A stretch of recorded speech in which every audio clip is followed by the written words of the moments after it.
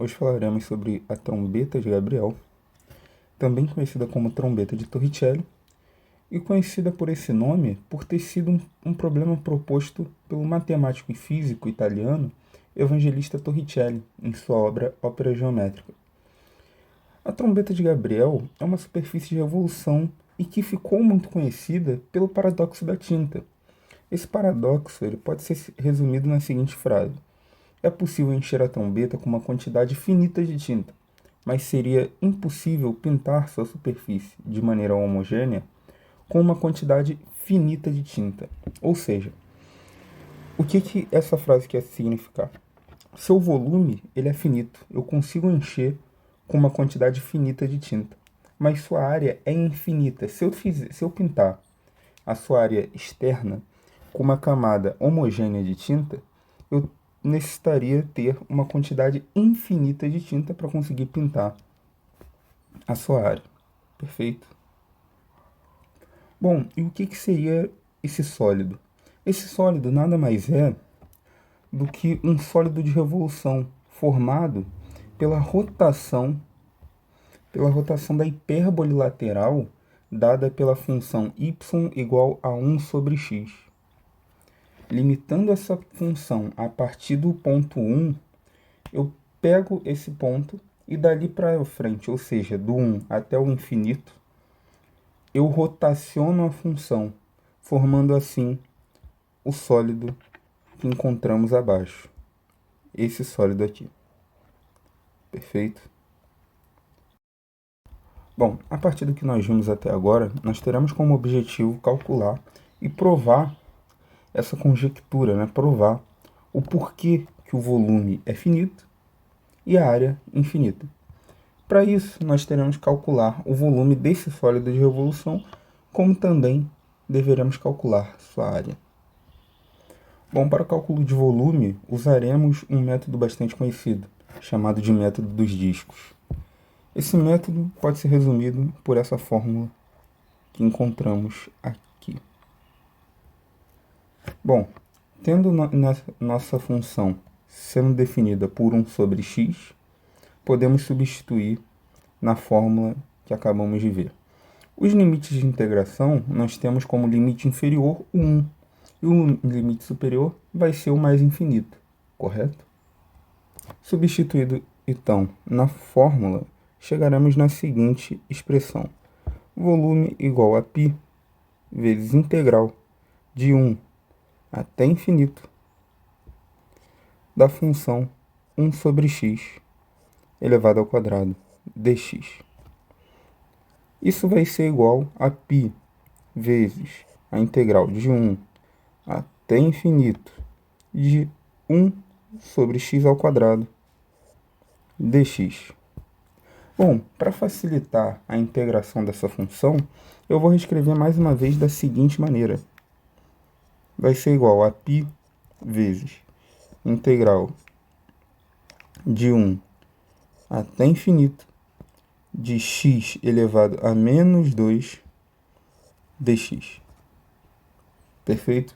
Então agora vai se tornar mais fácil de nós integrarmos por nós termos deixado o x como um numerador, né? Ter tirado ele do denominador. No caso, ele não deixa de ser um denominador, mas nós acabamos de reescrevê-lo. Porém, nós ainda teremos um problema para calcular esse volume, porque nós acabamos de entrar no caso de uma integral imprópria, pelo fato de um de seus limites de integração ser o mais infinito. Para resolver isso, nós podemos reescrever esse volume como π vezes limite de... Bom, eu vou botar b tendendo a infinito da integral de 1 até b de x elevado a menos 2 dx. E assim eu vou conseguir solucionar esse problema que nos foi imposto. Perfeito? Bom, calculando essa integral, não é difícil de nós percebermos que ela será dada por 1 dividido por menos x. Ou seja, π vezes limite de b tendendo ao infinito de menos 1 vezes x elevado a menos 1 de 1 até b. Isso nada mais é do que menos 1 dividido por x. Tranquilo? Bom, calculando essa integral, então, nós teremos π vezes limite de b tendendo ao infinito. Vamos lá para os limites de integração. Bom, nós teremos menos 1 dividido por b menos o menos 1 dividido por 1. Reescrevendo isso de maneira que vai ficar mais conveniente para nós, podemos reescrever assim, olha, π vezes o limite de b tendendo ao infinito. Menos 1 sobre 1 vai dar menos 1. Menos 1 vezes menos, né? Menos com menos vai dar mais, então fica 1. Menos 1 dividido por b. Bom, vamos lá. O 1 ele vai continuar constante dentro desse limite. Então vamos lá, π vezes o 1 continua constante. E o 1 sobre b, com b tendendo ao infinito, isso vai tender a zero. Perfeito? Então vai ser menos zero. Logo, qual é a conclusão que nós chegamos? Que o volume é igual a π. Bom, o volume foi minimamente simples de conseguirmos calcular. Ele nos deu uma integral que não é tão difícil assim. Vamos calcular agora a área. A área, já digo de antemão que vai ser um pouco mais complexo de nós calcularmos, tá? Então nós vamos se utilizar de algumas ferramentas para conseguir calcular essa área com um pouco mais de facilidade. Bom, então vamos lá. Para calcular a área nós temos essa fórmula, que é amplamente usada para cálculo de área de superfícies de revolução. Então, para começar, vamos separar as informações que nós temos. A função, nós sabemos que ela é 1 dividido por x, correto? Ela também pode ser reescrita como x elevado a menos 1. E a derivada de f de x, no caso f' de x, a gente pode usar a regra do tombo, né? Se a gente tem x elevado a menos 1, desce o menos 1 vezes x menos o menos 1 no expoente, ou seja, menos 1 vai dar menos 2. Isso é igual a menos 1 dividido por x ao quadrado. Tranquilo? Vamos então substituir essas informações na fórmula. A área vai ser igual a 2π vezes a integral. O limite inferior vai ser 1, o limite superior mais infinito, de f de x, que é 1 dividido por x, vezes a raiz de 1 mais a derivada ao quadrado. A derivada é menos 1 dividido por x ao quadrado, isso elevado ao quadrado, dx, tá? Vamos lá. Vamos fazer essa potenciação que está dentro da raiz. A área, então, vai ser igual a 2π vezes a integral de 1 até o infinito de 1 dividido por x vezes a raiz de 1 mais 1 dividido por x ao quadrado vai dar x elevado à quarta potência. Tudo isso dentro da raiz dx. Perfeito? E aí aqui a gente vai entrar num ponto interessante, tá? Porque essa integral é uma integral bastante complexa de nós resolvermos. Então a maneira mais simples de nós resolvermos essa integral vai ser por comparação. Por quê? Presta bastante atenção. A gente vai ter que 1 dividido por x vezes a raiz de 1 mais 1 dividido por x à quarta. Essa expressão toda aqui, essa função, digamos assim, ela com toda certeza vai ser maior que 1 dividido por x. Então, o que a gente vai fazer agora?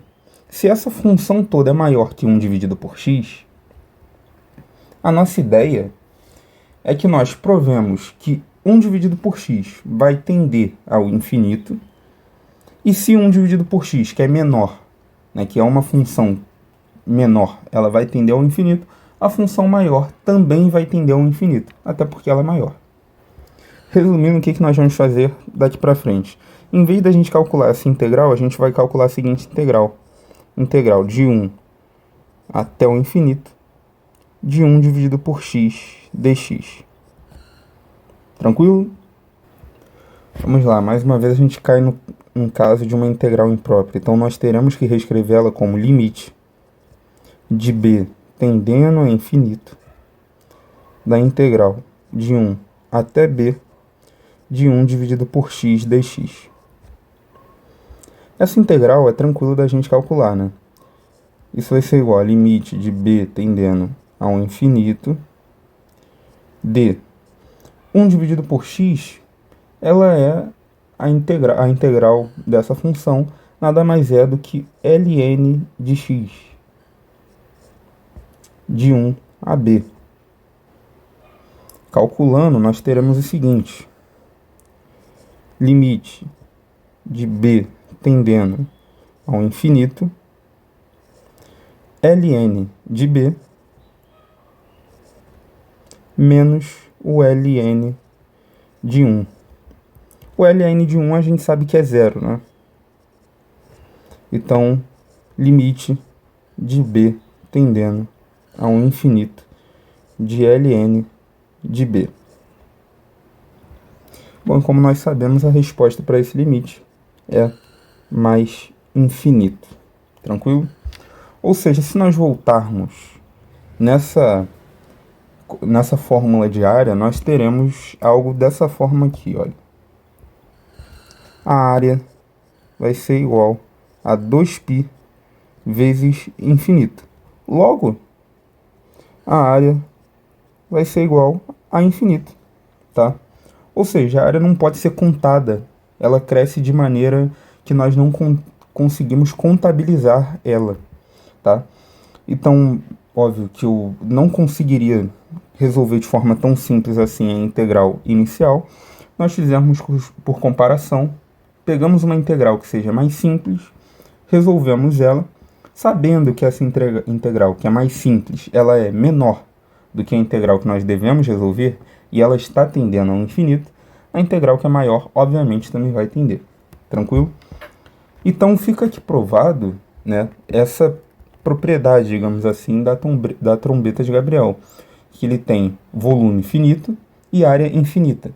E aí, uma boa pergunta para nós fazermos é a seguinte: tem como existir um sólido que tem volume infinito e área finita?